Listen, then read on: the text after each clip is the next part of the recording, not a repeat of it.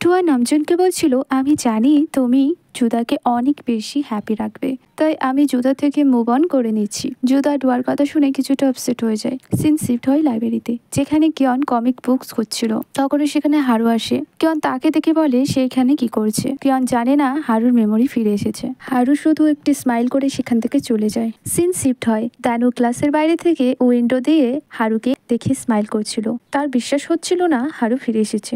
Next সিনে দেখি দানু আর হারু ক্লাসে বসেছিল, বাট দানু তো সবকিছুই বোরিং লাগছিল। দানু হারুকে বলে চলো বাইরে ঘুরে আসি। তারপর দানু টিচারকে বলে, টিচার আমার বেশি পেন হচ্ছে, আমি কি নার্স অফিসে যেতে পারি? টিচার বলে, এখানে তো কিয়ন নেই, তাহলে তোমাকে কে ক্যারি করে নিয়ে যাবে? হারু তার হাত উপরে করে বলে, আমি দানুকে নার্স অফিসে নিয়ে যাব।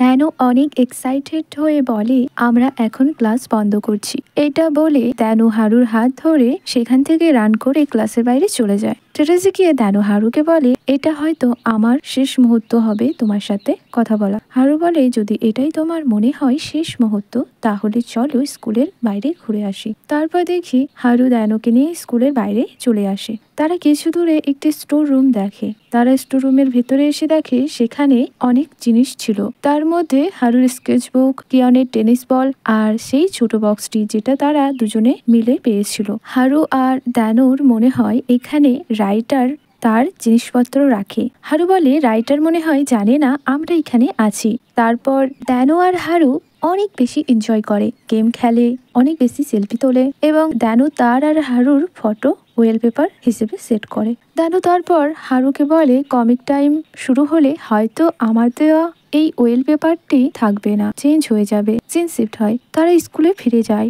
আমরা দেখি দানু আর হারু ফান করছিল। তো দানু হারুর কেয়ারিং দেখে মনে অনেক বেশি খুশি হয়। নেক্সট সিনে দেখি কিয়ন এসে হারুকে বলে তার র্যাকেটটা লকারে রেখে দিয়ে আসতে। হারু বলে, আমি তোমার কাজ কেন করব? কিয়ন বলে, তোমার ক্যারেক্টার হলো আমার কাজ করা। এর উত্তরে হারু বলে, আর তোমার ক্যারেক্টার কি বুলি করা?